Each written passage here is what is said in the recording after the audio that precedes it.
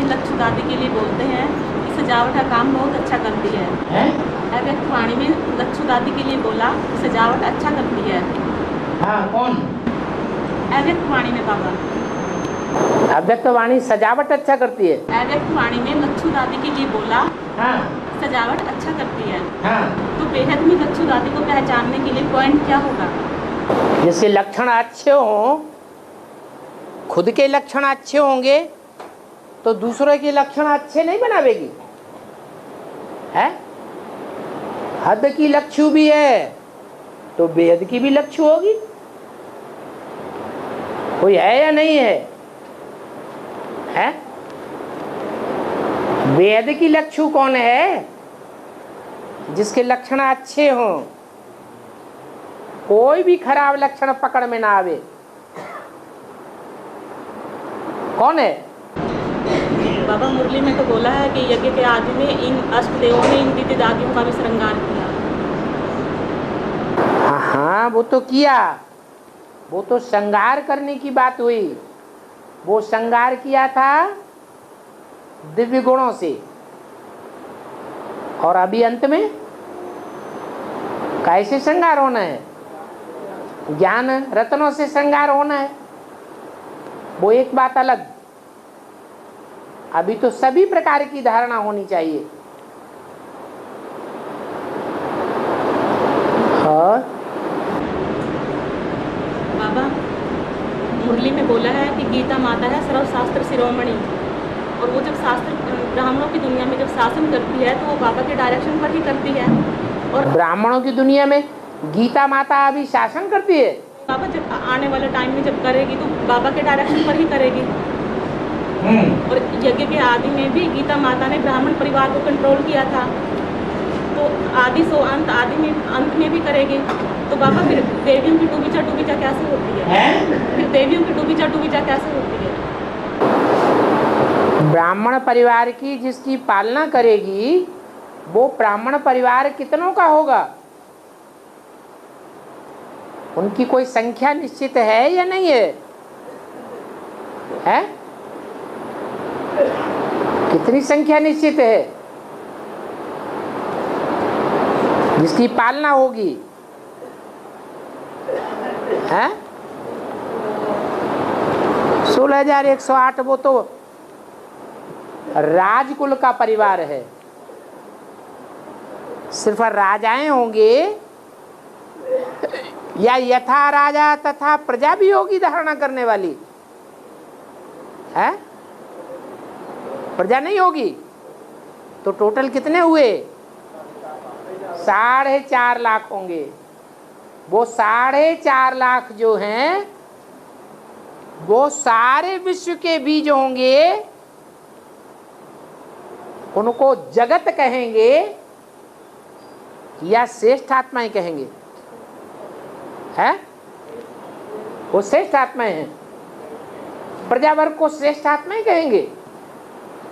प्रजा वर्ग वाली आत्माएं श्रेष्ठ पुरुषार्थ करती हैं, पवित्रता के लिए पुरुषार्थ करती हैं, करती हैं। है? प्रजा वर्ग वाली आत्माएं तो पवित्रता का पुरुषार्थ ही नहीं करती, तो श्रेष्ठ कैसे हुई? तो उन सबको पालना देने वाली जगदम्बा हुई। फिर जगदम्बा को श्रेष्ठ कहेंगे या उससे भी ज्यादा श्रेष्ठ कोई और पार्ट है जो लक्ष्य को प्राप्त करता है? जीवन का लक्ष्य नारी से जगदम्बा बनना नहीं है। क्या है? नारी से लक्ष्मी बनना है। तो जो लक्ष्मी है वो कचरा साफ हो जाएगा, उस परिवार की पालना करेगी जिसे राज परिवार कहा जाए, या पुरुषार्थ न करने वाले प्रजावर्ग की भी पालना करेगी। किसकी पालना करेगी? राज परिवार की पालना करेगी। तो लक्ष्मी की डूबी जा नहीं होने वाली है क्या? बाकी जो भी देवियां हैं वो देवियां संसार ये समझेगा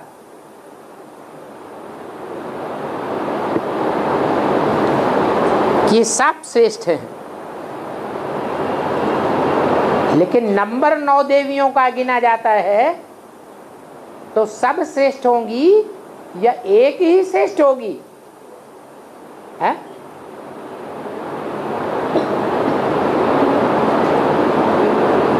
जो पालना करने वाली होगी, सारे परिवार की पालना करने वाली, वो एक होगी या अनेक होंगी?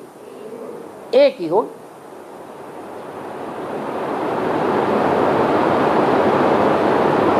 तो अनेक उसमें नंबर बन गए। 2 नंबर भी अच्छा नहीं माना जाता तो 3rd नंबर, 3rd क्लास, तीसरा, चौथा, पांचवा, उसको श्रेष्ठ कैसे कहेंगे? और नारायण को डुबोते हैं क्या? नारायण को नहीं डुबोते हैं। तो नारायण के साथ नारायणी को डुबोवेंगे क्या? जगदम्बा को डुबो सकते हैं और देवियों की पूजा करके उनको डुबोएंगे, लेकिन लक्ष्मी नारायण को डुबोया नहीं जाता है। और हाँ, इसका यही अर्थ है कि दिल्ली है सारी दुनिया के दिलों पर राज्य करने वाली। तो सारी दुनिया में भ्रष्ट भी हैं कि सब श्रेष्ठ है? भ्रष्ट भी हैं और श्रेष्ठ भी हैं। दिल्ली में जो कमाई करेंगे, दिल्ली की छत्र छाया में ही होगी ना। और जिसकी छत्र छाया में जो कमाई होगी, वो जैसा पुरुषार्थी होगा वैसा ही दूसरों को बनावेगा या बहुत ऊंच बनावेगा? जैसा होगा वैसा ही बनावेगा। इसलिए दिल्ली के लिए खास गायन है क्या? दिल्ली कब्रिस्तान, दिल्ली परिस्तान। काशी नगरी के लिए ये गायन नहीं है क्या कि काशी नगरी कब्रिस्तान बनती है? एक ही नगरी है जो पतन के गर्त में नहीं जाती है। वहां के लिए खास गायन है। जो मरेंगे ऊंची स्टेज में जावेंगे या नीचे जावेंगे? ऊंची स्टेज में जावेंगे।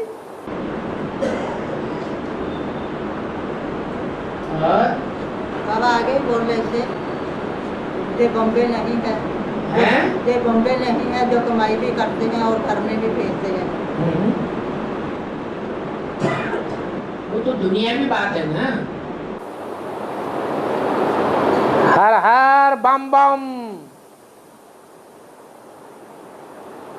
किसका गायन है?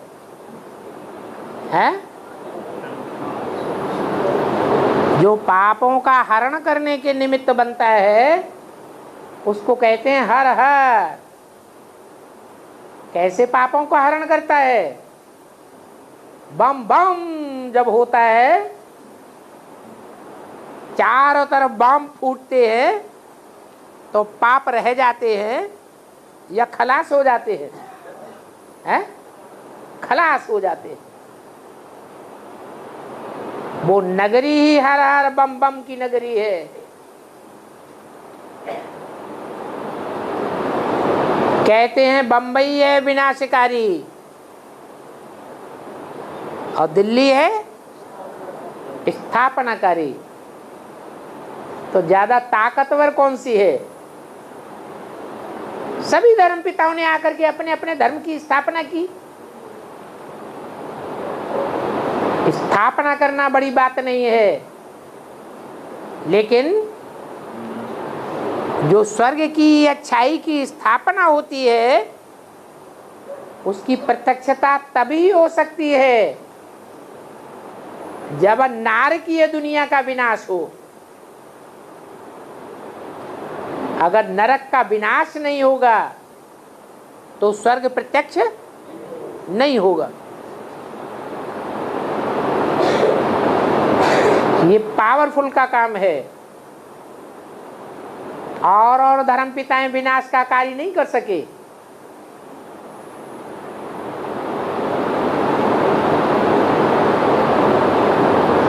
तो एक ही बाप है जो विनाश आकर के कराता है, सब धर्मों का खंडन करा देता है। जैसे और धर्म पिताओं ने स्थापना की, उन धर्म पिताओं में सबसे बड़ा धर्म पिता कौन है? ब्रह्मा बाबा।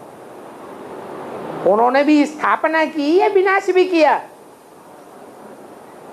जो गोद में आसुर पले, जिन आसुरों ने वरदान लिए और ब्रह्मा का ही गला घोट दिया,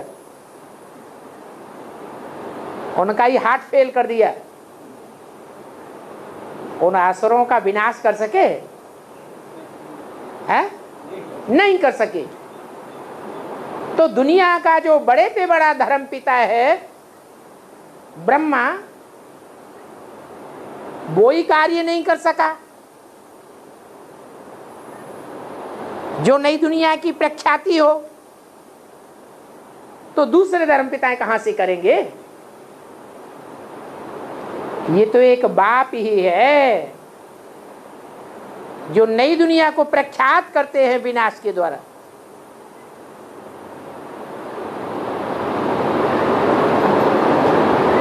बाप विदेशी बन करके आते हैं, विदेशियों में ज्यादा ताकत है या स्वदेशियों में ज्यादा ताकत है? विदेशियों में ज्यादा ताकत है। बौद्धिक, सन्यासी, सिख, ये सभी भारत के धर्म हैं, परंतु सब विदेशों के प्रभाव में आ गए। विदेशों में ही भागते रहते हैं। तो प्रभावित हुए या नहीं हुए? प्रभावित हो गए।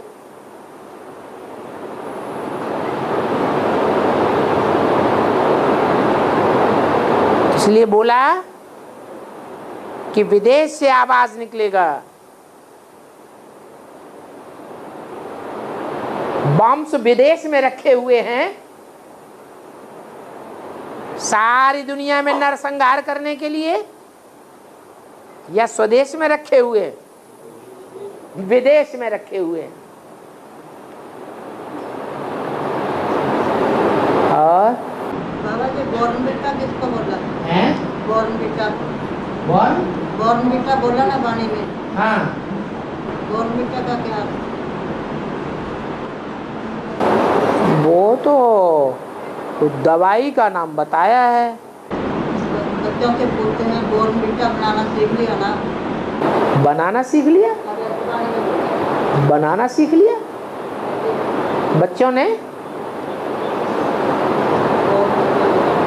बच्चों ने बनाना सीख लिया?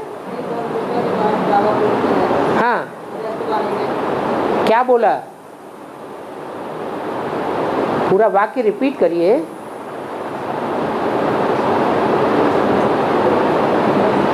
अच्छी तरह से देख करके फिर बताइए। हाँ, और बाबा बड़ी मम्मी का सतयुग में क्या पाठ होगा? सतयुग बड़ा है या संगम युग बड़ा?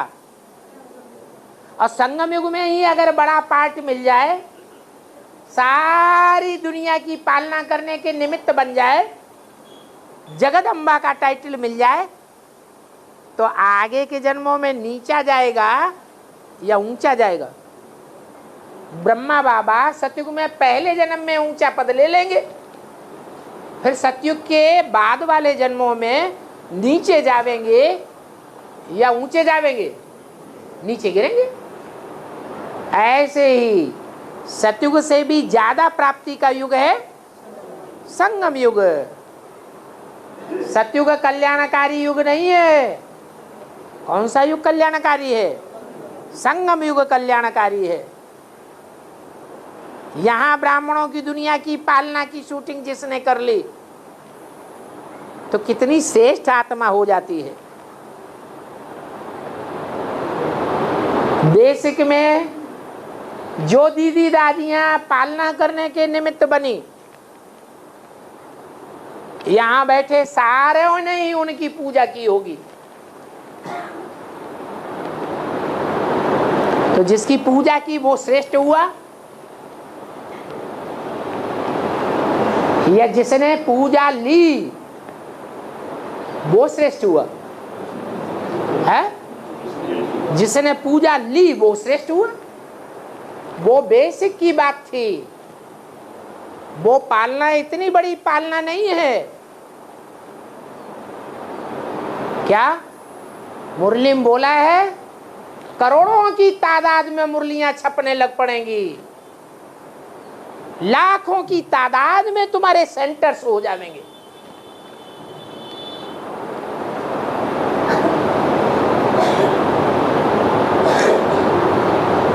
तो ये बेसिक का गायन नहीं है।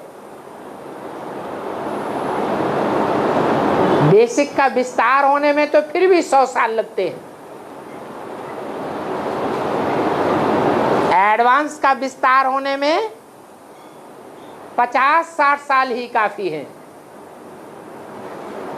दुनिया के जितने भी धर्म संप्रदाय हैं, उनके बीच में सबसे कम समय लिया है ब्रह्मा कुमारी ईश्वरी विश्वविद्यालय ने विस्तार को पाने में, और ब्रह्मा कुमारी विद्यालय से भी कम समय एडवांस लेगा, जिनको कहा जाता है प्रजापिता ब्रह्मा कुमार कुमारी।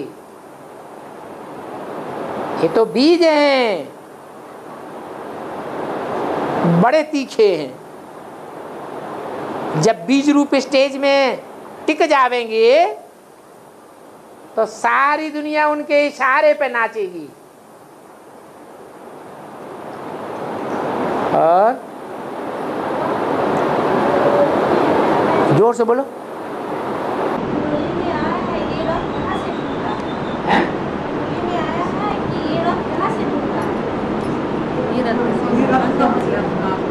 इस रथ को कहाँ से ढूंढा? हाँ हाँ,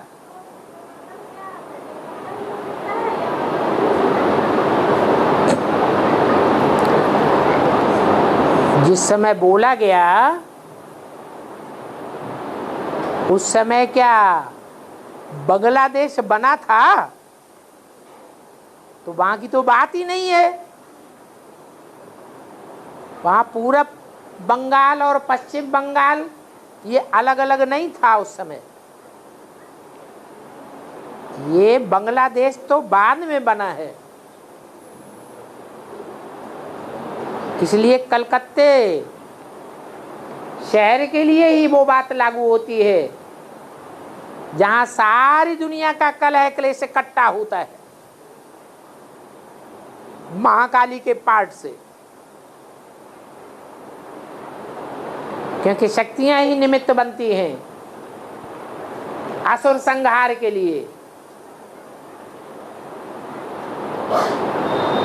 उस कलकत्ते में ही वृक्ष का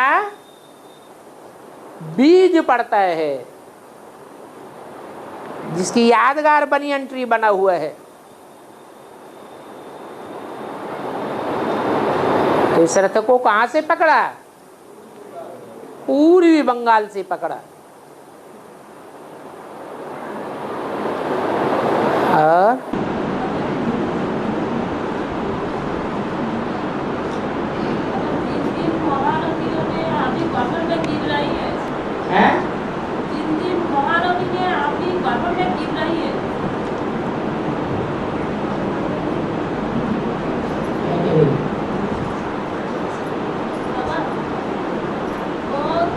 महारथी अभी कहते हैं गर्भ में गिर रही है। महारथी नीचे जा रहे हैं। हाँ। हैं? कब श्री बाबा की चरणों पर पूरा चलेगा? कब बाबा की श्रीमत पर पूरा चलेंगे? जब पूरा ज्ञान होगा तो पूरा चलेंगे। ये तो 68 की वाणी है। 68 में अष्टदेव मैदान में दिखाई दे रहे थे क्या? थे ही नहीं। तो जो डुप्लीकेट महारथी हैं उनके लिए बोला। होने का मतलब यही है, बांग्लादेश को आप पक्का हो गया। बांग्लादेश का सारे आत्मा को आप एक करता श्रीमत पर चलेगा।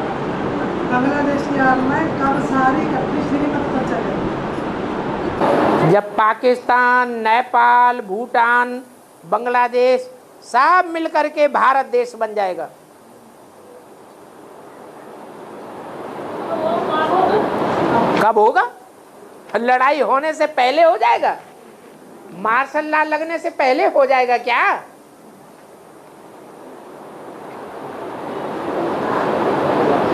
और वो लड़ाई भी कब होगा? लड़ाई भी कब होगा? लड़ाई में कब होगा? लड़ाई भी कब होगा? लड़ाई में कब होगा? लड़ाई भी कब होगा? वो लड़ाई कब होगी? वो लड़ाई जब तुम्हारा पुरुषार्थ पूरा होगा तो वो लड़ाई भी होगी। अरे पहले स्थापना होगी कि पहले लड़ाई होगी? है? पहले स्थापना चाहिए।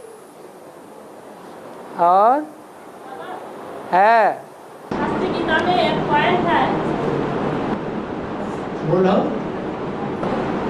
यहाँ मुसलमान करेंगे तो वहाँ भाषा हिंदू करेंगे। हाँ हाँ, इसका मतलब तुम क्या है? इसका मतलब ये है कि तुम 10 मुसलमानों को मारेंगे तो वो 50 हिंदुओं को मार देंगे। कौन? मुसलमान। ये हद में भी बात लागू होती है और बेहद के ब्राह्मणों की दुनिया में भी ये बात लागू होती है। वहां हद में मरने की बात है, यहाँ बेहद में अनिश्चय बुद्धि होने की बात है। अनिश्चय बुद्धि माना मर गया, निश्चय बुद्धि माना जन्म लिया, बाप का बच्चा बना। और है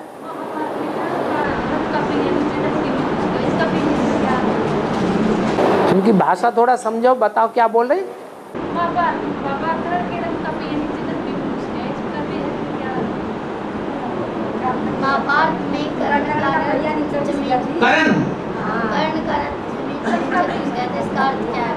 महाभारत में कर्ण का रथ जमीन में क्यों धस गया? कर्ण का अर्थ क्या है? कर्ण माने क्या? अरे कर्ण माने क्या? कर्ण माने कान।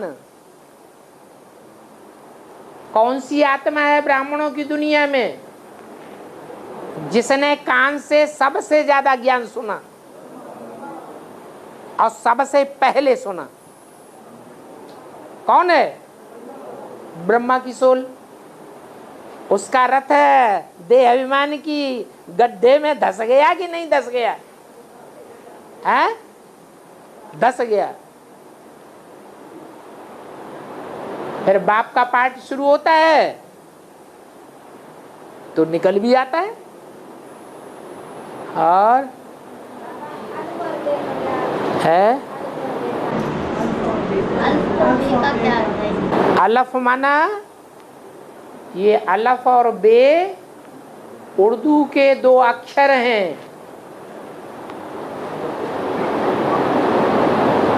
पहले अक्षर का नाम है अलफ और दूसरे अक्षर का नाम है बे।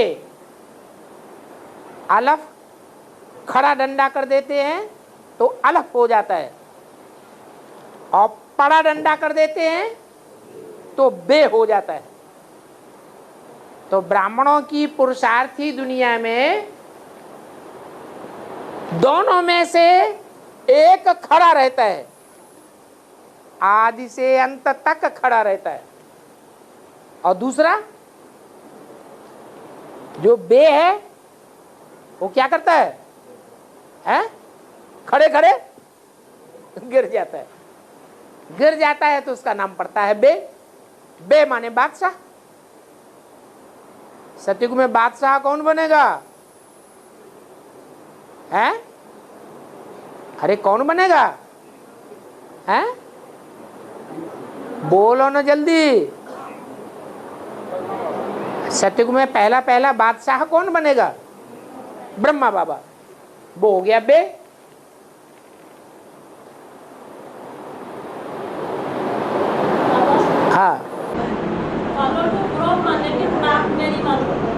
हाँ हाँ, कहता कौन है ये बात? है ये कहा किसने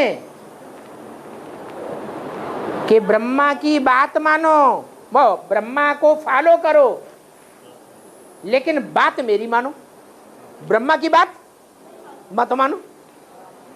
कहने वाला कौन है? शिव बाबा। वो शिव बाबा जो कहने वाला है कि बात मेरी मानो लेकिन कर्मों में फॉलो करो ब्रह्मा को। इसका मतलब दो अलग अलग हैं पर्सनालिटी। एक पर्सनालिटी ऐसी है जो कर्म करने में, ब्राह्मणत्व को फॉलो करने में अव्वल नंबर है, उसको फॉलो करो। उसके कोई भी कर्म ऐसे नहीं पकड़े जाते, सुने जाते, समझे जाते, देखे जाते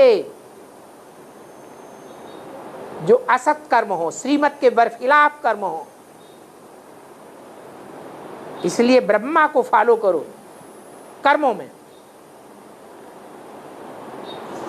लेकिन शिव बाबा कहते हैं मेरे को फॉलो नहीं करना। किसको फॉलो नहीं करना?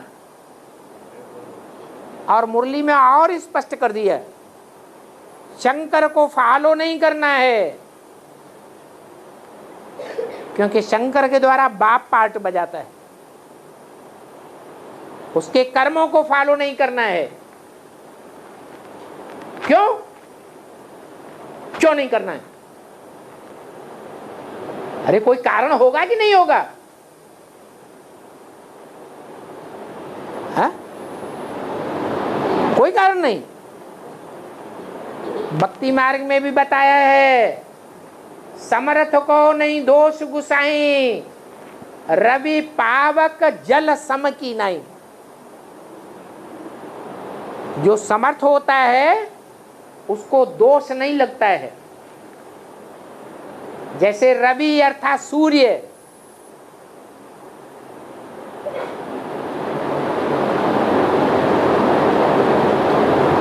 युद्ध होते हैं, मारकाट हो जाती है ढेर की ढेर, कितने शरीर सड़ते हैं युद्ध भूमि में,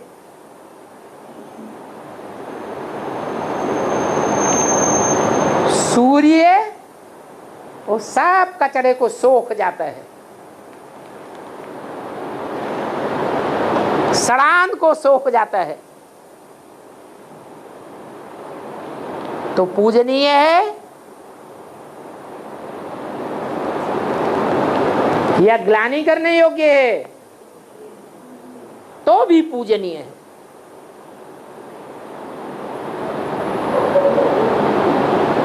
अग्नि जैसे सूर्य वैसे अग्नि, अग्नि कचड़े को जलाई देती है, तो भी अग्नि देवता है या राक्षस कहा जाता है? तो भी देवता कहा जाता है। इसलिए जो ज्ञान सूर्य का पार्ट है उसके कर्मों को फॉलो नहीं करना है, उल्टा हो जाएगा पुरुषार्थ अगर उसको फॉलो करेंगे तो। हाँ, शिव बाबा कहते हैं मेरी बात मानो, मैं जो कुछ कहता हूं, जो ऑर्डर देता हूं, जो आज्ञा देता हूं, फरमान करता हूं, मेरे फरमान को मानो। श्रीमत अर्थात फरमान, मेरी मत को मानो, लेकिन मेरे कर्मों को फॉलो मत करो। किसको फॉलो करो? ब्रह्मा को फॉलो करो। और बाबा, जब हम लोगों को कहते हैं ना कि भगवान सर्वव्यापी नहीं है, तो वो कहते हैं कि एक राम दशरथ का बेटा, एक राम घट घट में लेता, एक राम जगत से न्यारा, एक राम सकल पसारा। वो कहते हैं घट घट में लेता, फिर कैसे हो गया राम? ये तुम बोलते हो, भगवान ये बात थोड़ा ही बोलता है। हाँ, बोलता नहीं है भगवान, फिर भी हम तुम्हें समझाते हैं कि भगवान सर्वव्यापी नहीं है, वो तो एक व्यापी ही होकर के आता है, बाप, टीचर, सदगुरु के रूप में। लेकिन जिसमें प्रवेश करता है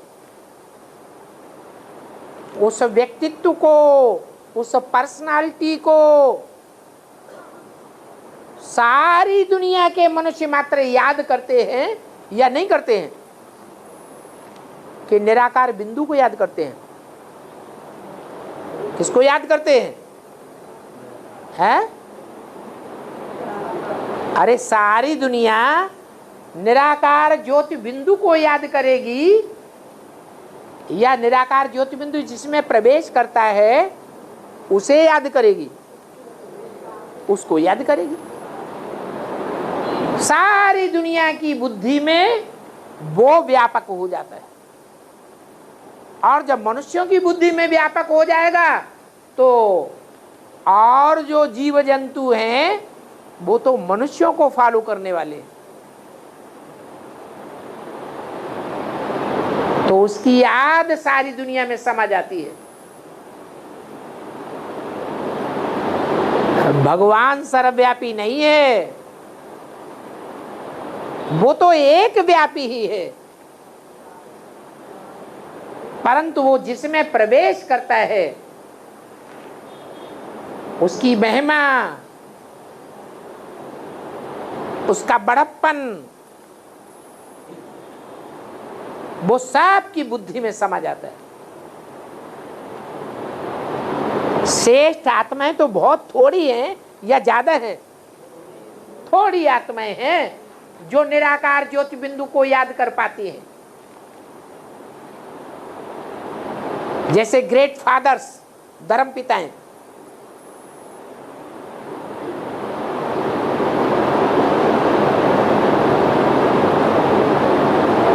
बाकी की तो बुद्धि इतनी सूक्ष्म बनती ही नहीं।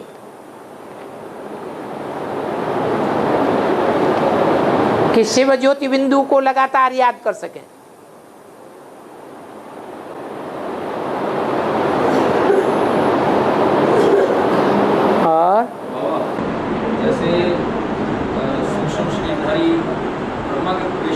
गुलजार दादी का चेहरा थोड़ा आवाज़ बदल जाती है, ऐसे ही दूसरे जो गुजरवाला के लड़के हैं उनमें जब एडवांस पार्टी की आत्मा प्रवेश करती हैं तो उनका चेहरा थोड़ा आवाज़ में नहीं होता।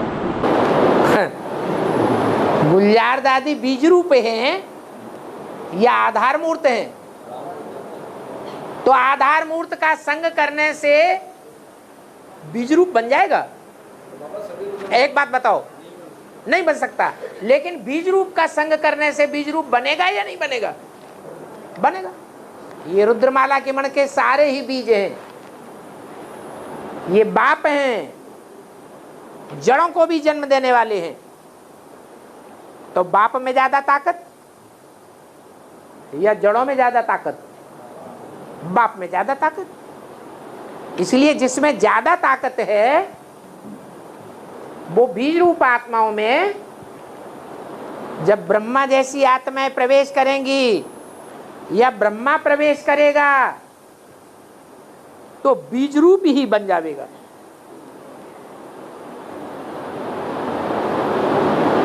सूक्ष्म शरीर का असर नहीं हो सकता। इसलिए बाप रोज कहते हैं अपन को आत्मा समझो, नहीं तो कोई न कोई सोल प्रवेश कर जाएगी, सूक्ष्म शरीरधारी भूत प्रेत। क्योंकि आगे चल के तो ढेर की ढेर मौत होगी, अचानक मौत का बाजार खुलेगा। तो इतनी ढेर की ढेर मौतें होंगी। मल्टी स्टोरीज जो बिल्डिंग खड़ी हुई है, एक एक बिल्डिंग में हजारों लोग रहे पड़े हैं, वो ताश के पत्तों की तरह गिरेंगी। तो अचानक मौत वालों की संख्या बढ़ेगी या घटेगी? बढ़ेगी। कहां जाएंगी?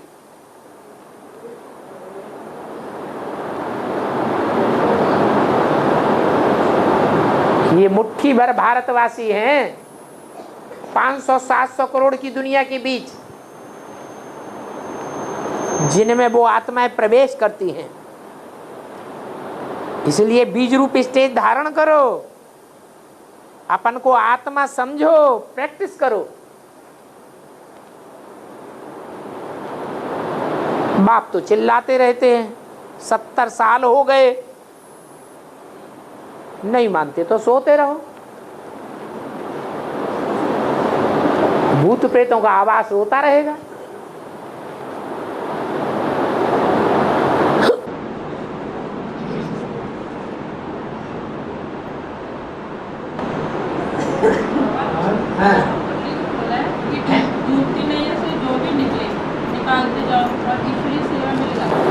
ठीक है।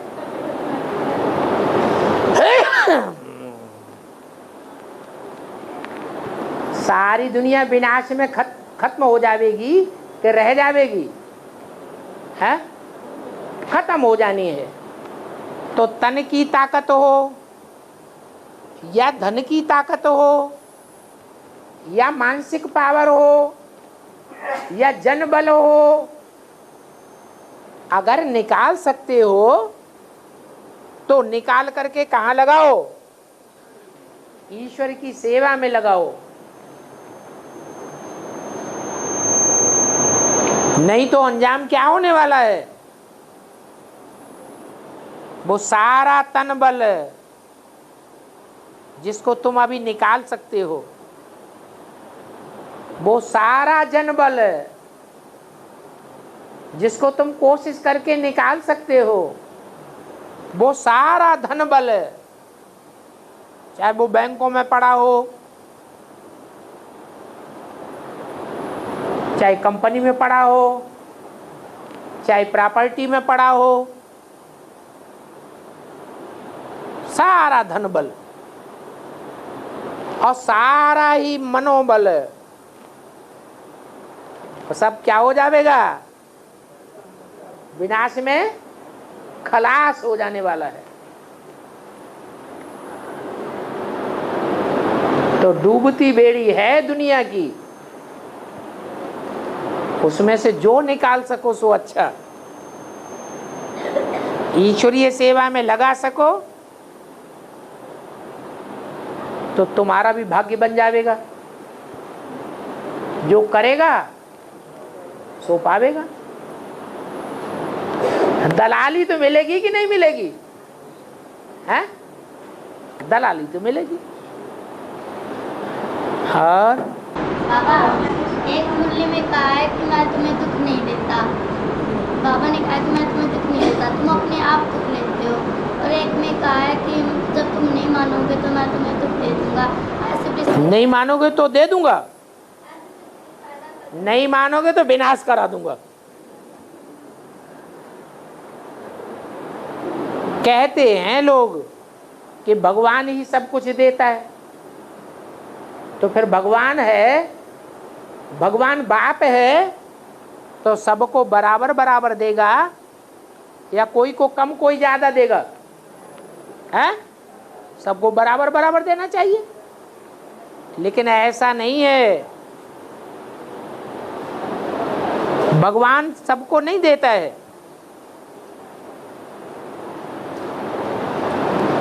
ज्ञान भी सबको नहीं देता है। हाँ, पूर्व जन्मों के कर्मों के अनुसार कोई को बुद्धि ही ऐसी मिलती है, बुद्धि रूपी घड़ा कोई ज्यादा ज्ञान भर लेता है और कोई कम भरता है। जिसने अच्छे कर्म किए हैं, जास्ती सतो प्रधान भक्ति की है, वो भगवान से ज्यादा ज्ञान लेगा। नहीं किए तो कम लेगा। तो भगवान देता है क्या? कहने में आता है कि ज्ञान देने वाला भगवान बाप है, लेकिन वो सबको एक जैसा नहीं दे सकता। भगवान बाप आते हैं, 4.5 लाख आत्माएं तो भगवान बाप से लेती हैं, वो भी नंबरवार। बाकी 500-700 करोड़ आत्माएं ज्ञान लेती हैं? हैं? नहीं लेती है।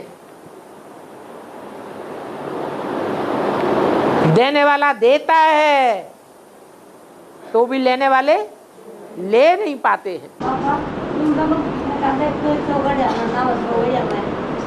अरे 12 साल बीतना था, बहुत की भक्ति है। एक तो भक्ति में बैठता 101 घड़े गेड़ा ऊपर है, उसकी भक्ति अनेक 12 साल बीतना हुआ है। बताओ। ये कह रही है बाबा, जो 12 घड़े 101 घड़े 101 घड़े के पानी के गेड़ के ऊपर नहाते हैं भक्ति मार्ग में। पानी के ऊपर 101 घड़े मना हुआ, उसकी भक्ति है। 101 घड़े में नहाते हैं। एक घड़े में नहाते हैं। 101 घड़े से नहाते हैं और भक्ति मार्ग में। और जो दूसरे होते हैं वो नहाते हैं, वो 12 साल तक नहीं नहाते। उनमें क्या भक्ति उसकी है बाबा। ये मुंह बनी है जो वो कपड़ा कर रहा है, अपना साथ देव है। बताओ क्या कह रहे हैं? जैनी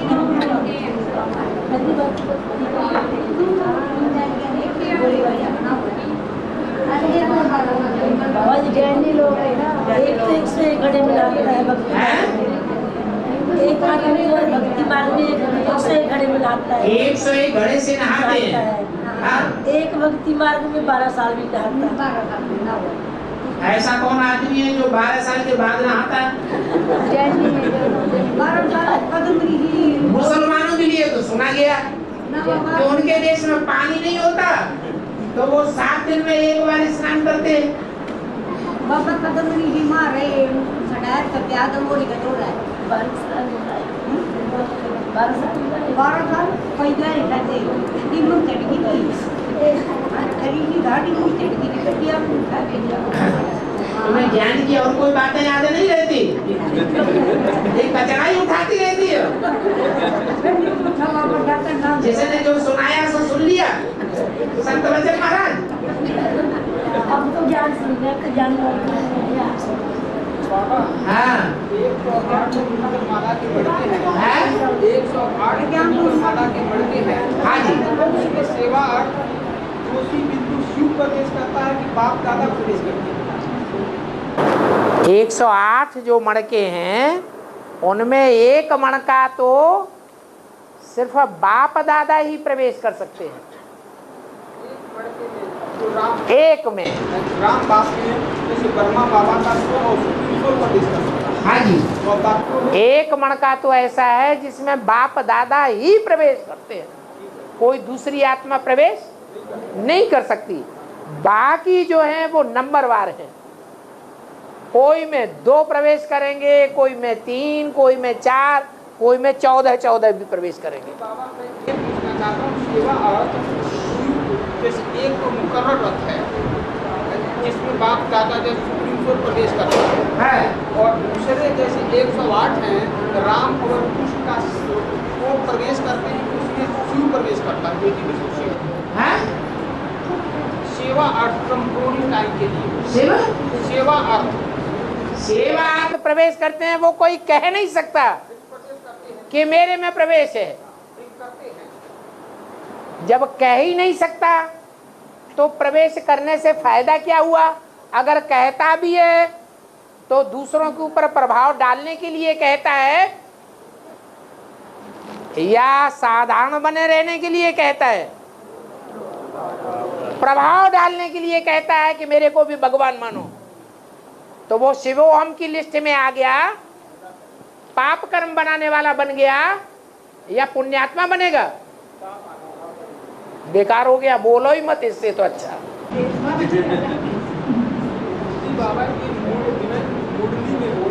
मुरली में बोला है, सत्य है, लेकिन ये भाव अंदर नहीं लाना है कि मैं जो सेवा करता हूं वो शिव बाबा ने प्रवेश करके सेवा की है, मैं भी शिव बाबा हूं। नारद बन जाएंगे। नारद ने भी क्या किया? थोड़ी सी तपस्या की, थोड़ी सी सेवा की, अब बस नशा चढ़ गया। ब्रह्मास्मि ब्रह्मास्मि, चारों तरफ उन्होंने आवाज कर दी। तो ये भी शिवोहम वाली बात हो जाती है। ये सबसे बड़ी गाली है भगवान बाप के लिए। उससे दुनिया का सबसे जास्ती पतन हुआ है। अब उत्थान सिर्फ एक बात से होता है। इस बात को उल्टा कर दो।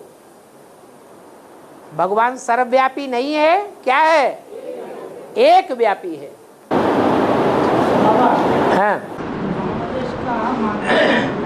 बांग्लादेश का उन्ना माताओं को मधुबन में सरेंडर करने की क्या नियम है? वहाँ की नेशनलिटी खत्म करो, वहाँ की नागरिकता से त्याग पत्र दो, दिलवाओ, और यहाँ की नागरिकता स्वीकार करे, फिर उसके बाद यहाँ सरेंडर हो जाए।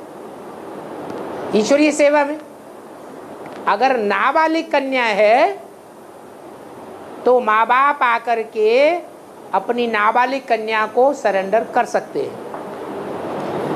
बालिग है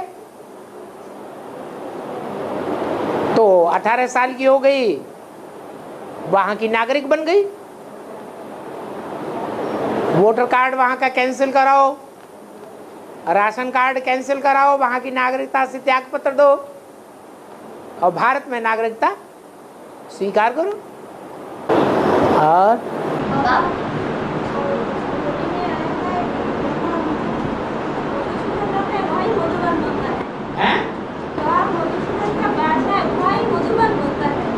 जहाँ मधुसूदन का वास है कहीं मधुबन बनता है। मधुबन का मतलब ही है जहां बेहद की मधुरता हो और बेहद की वैराग्य वृत्ति हो। अब 100% बेहद की मधुरता और बेहद की वैराग्य वृत्ति किसी में है? कहेंगे किसी में है? बेहद की वैराग्य वृत्ति किसी में है, ऐसा कोई कह सकेगा? है? नहीं कह सकता। ये तो एक शिव बाबा ही है जिसका तुरीया पार्ट है, जिसमें बेहद की वैराग्य वृत्ति भी है 100% और बेहद की मधुरता भी है। तो वो मधुसूदन है। जहां जहां मधुबन है वहां वहां मधुसूदन का पार्ट है। कहाँ? बांग्लादेश विदेश नहीं है। विदेश है तो विदेशियों के लिए ही खास बोला है, विदेशियों से ही अव्यक्त वाणी में बात करते हुए बोला है। विदेशियों ने ही पूछा है बाप दादा मधुबन में कब आवेंगे, तो जवाब दिया जहां जहां विदेश में या देश में मधुबन बनावेंगे तो बाप दादा आवेंगे। क्यों नहीं आवेंगे?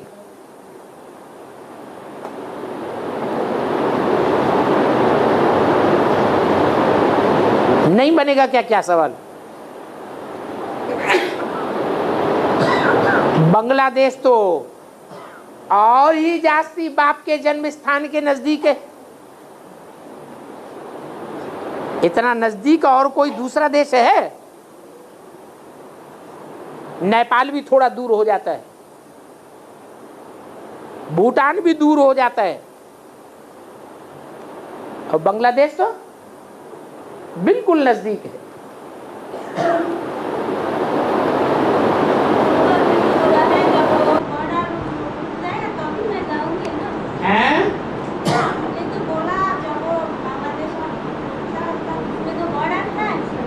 क्या बड़ा से?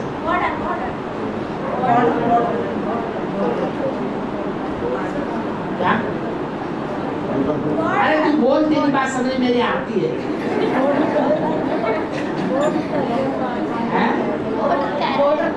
बॉर्डर। हाँ, बॉर्डर क्या? बॉर्डर खत्म हो जाएगा तब क्या होगा?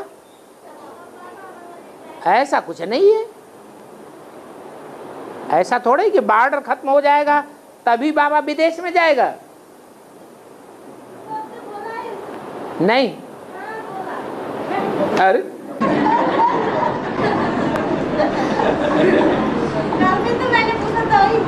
तेरे कान में कोई भूत प्रेत घुस गया होगा।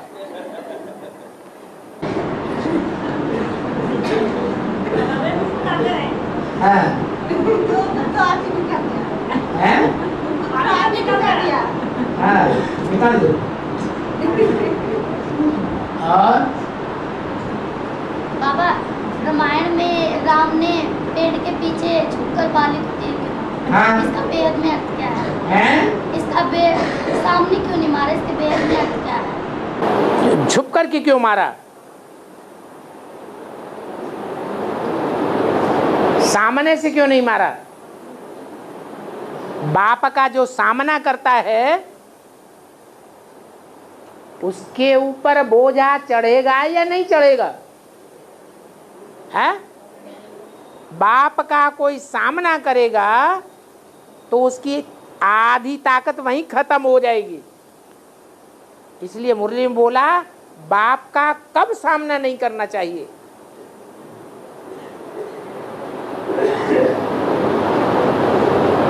और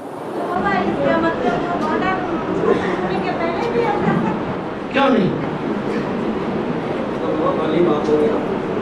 क्या नेपाल का और भारत का बॉर्डर नहीं है? पाली के जो सामने था उसका आधा बल खत्म हो जाता था। बाबा बोल रहे हैं जो बाबा का सामने रहेगा उसका आधा बल खत्म हो जाएगा। बाली के लिए बोला। पाली के जो सामने जाता था उसका आधा बल खत्म। हाँ, बाली के सामने वाले का खत्म होता था, इसलिए राम ने छुट्टी मारा। बाली को ये वरदान था कि सामने से जो कोई मारेगा तो उसका आधा बल खत्म हो जाएगा भाई। बाली का पुत्र था अंगद, तो पुत्र में ही इतनी ताकत है,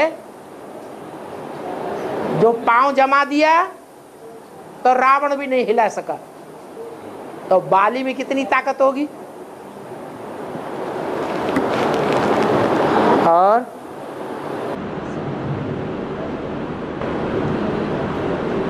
बाबा मुरली में बोला कि नहीं प्रवेश करता है, नहीं ऊंच ऊंच में प्रवेश करता है। जो ऊंच होगा वो ऊंच में ही प्रवेश करेगा।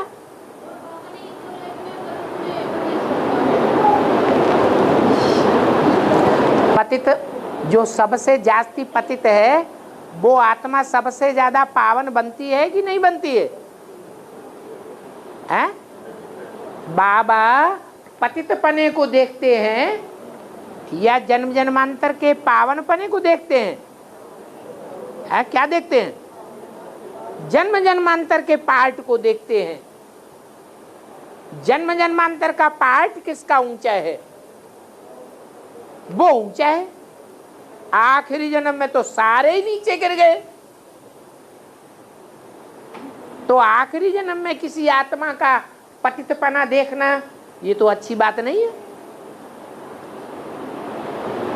और बाबा भक्ति मार्ग में श्री गणेश जी का एक दांत दिखाते हैं, दूसरा नहीं दिखाते। दिखाते हैं। जन्म लिया तो उनके दोनों दांत थे, बाद में परशुराम से जब युद्ध हुआ तो परशुराम ने अपने फरसे से उनका एक दांत तोड़ दिया। हमेशा थोड़े ही दिखाते हैं एक दांत, दांत तो दोनों ही रहते हैं। हाथी के दांत दिखाने के और चबाने के और, ये पार्ट गणेश जी का है। और बाबा जब कोई दुनिया में मर जाता है ना तो उसको फिर नहलाते हैं, तो इसका मेरा में क्या होता है? शरीर को नहलाते हैं, मुर्दे को। क्या? जो देहभान है उसको इस ज्ञान जल से स्नान कराने की बात है। देह माने देहभान। क्या?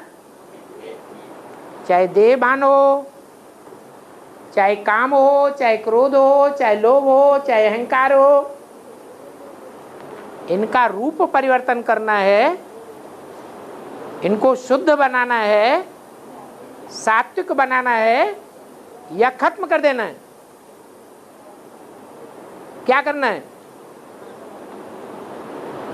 जैसे काम विकार है तो काम विकार माने कामना, इच्छा, वो कामना को तामसी रूप से बदल करके सात्विक रूप में ले जाना है या काम विकार को ही खत्म कर देना है, भस्म कर देना है। उसका रूप परिवर्तन करना है। ऐसे नहीं काम विकार अगर खत्म हो जाएगा, कामना ही खत्म हो जाएगी तो आत्माओं में प्यार रहेगा। कृष्ण राधा को प्यार करेगा, राधा कृष्ण को प्यार करेगी, प्यार ही खत्म हो जाएगा। इसलिए रूप परिवर्तन करना है, समूल परिवर्तन नहीं करना है। और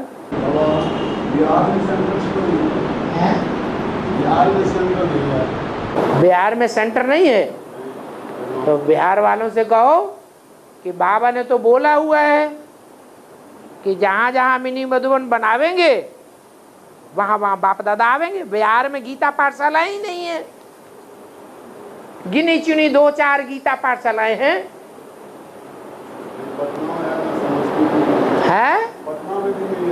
पटना में भी नहीं है जो राजधानी है, किसी से पटती ही नहीं है।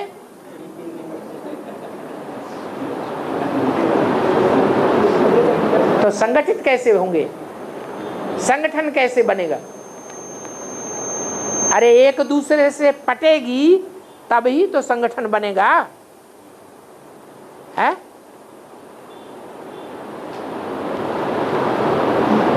पटती क्यों नहीं है? संगठन क्यों नहीं बनता है? यूनिटी क्यों नहीं बनती है? हैं? कारण क्या है? हैं? प्योरिटी नहीं है तो यूनिटी नहीं है।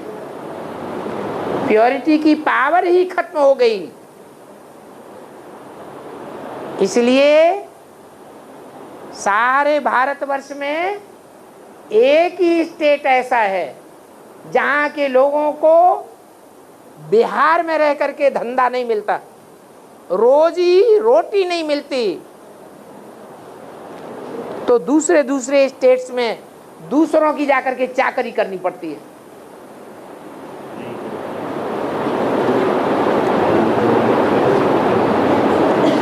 ऐसी प्योरिटी का विनाश क्यों किया?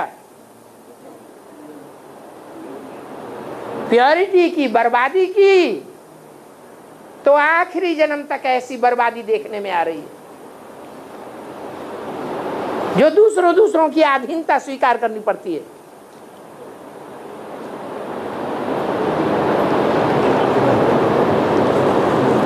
इसका फाउंडेशन कहां से पड़ा? अरे दुनिया में जो भी बातें होती हैं उनका फाउंडेशन कहां पड़ता है? संगम युग में ब्राह्मणों की दुनिया में, ब्राह्मणों की दुनिया में बाप आकर के जो संगठन बनाते हैं, कन्या माताओं का संगठन तैयार होता है, शक्तियों का संगठन तैयार होता है, उन शक्तियों को अंदर से उल्टा ज्ञान सुना करके तोड़ करके ले जाते हैं, भगा ले जाते हैं गौओं को, उनकी शादियां करवाते हैं, उनको नीचे गिराते हैं, फिर शादियां करवा के खत्म कर देते हैं।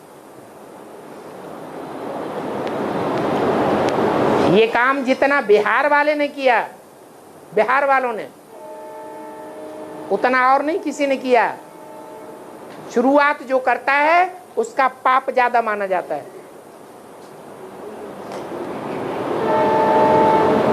वैसे ज्यादा सरेंडर्ड कन्याएं टूटी हैं उड़ीसा में, लेकिन उन्होंने पहल नहीं की। पहल किसने की? बिहार ने पहल की। तो गीता पाठशालाओं का भी संगठन देखने में नहीं आता।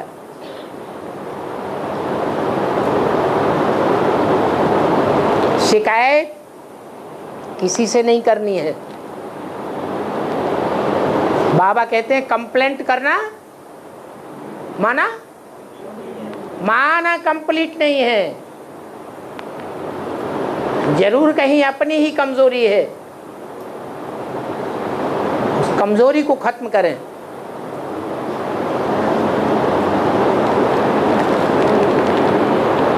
और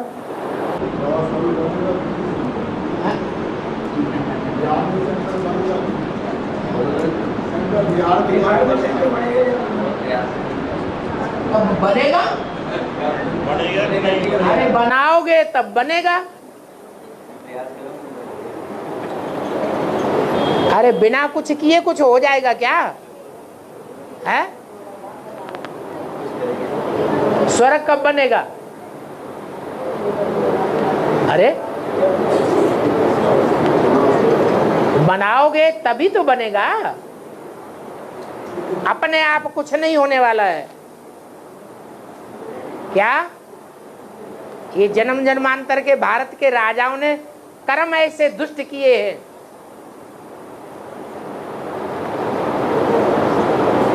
जो सारा किया धरा बराबर हो चुका है। अब करेंगे तो प्राप्ति होगी।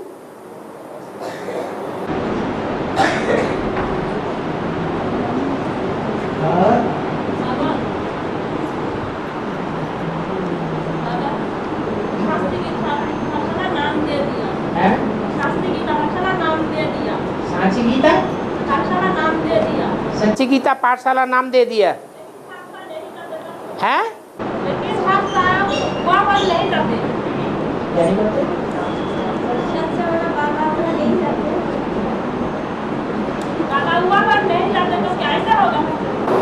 बाबा नहीं जाते, बाबा नहीं जाते, तो बाबा जहां नहीं जाते हैं वहां काम नहीं होगा।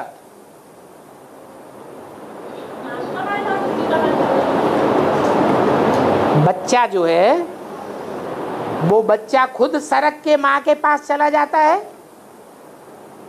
या बार बार माँ को ही आना पड़ता है?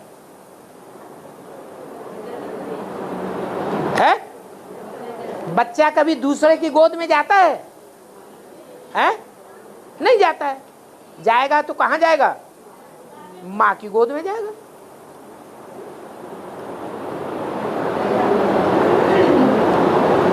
इसलिए बाप कहाँ कहते हैं? बाप तो कहते हैं मेरे बच्चे मेरे पास आ जाएंगे।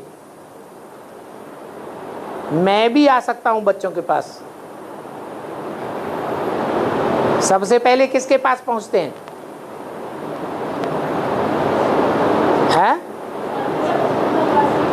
सबसे पहले किसके पास पहुंचते हैं? अरे सबसे पहले पहुंचते हैं जगत पिता जगदम्बा के पास। पहुंचते हैं कि नहीं? नहीं पहुंचते? कोई कारण होगा।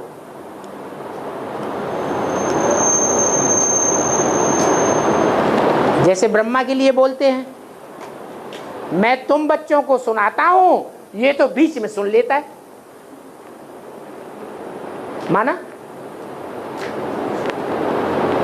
माना ये ब्रह्मा मेरा काम पूरा नहीं करेगा, इसलिए मैं इनको नहीं सुनाता हूं। फिर भी ये टांगड़ा के बीच में सुन लेता है।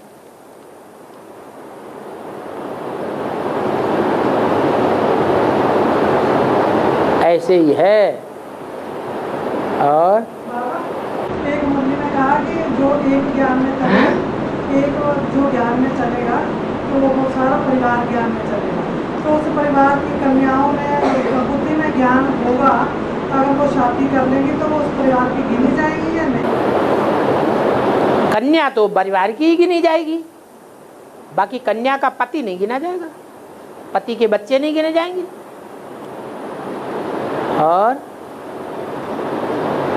और ज्ञान में चलने वाली कन्याएं तो जो शादी कर लेती हैं ज्ञान में आने के बाद, उनका तो 100% पक्का है कि उनको वापस आना ही आना है।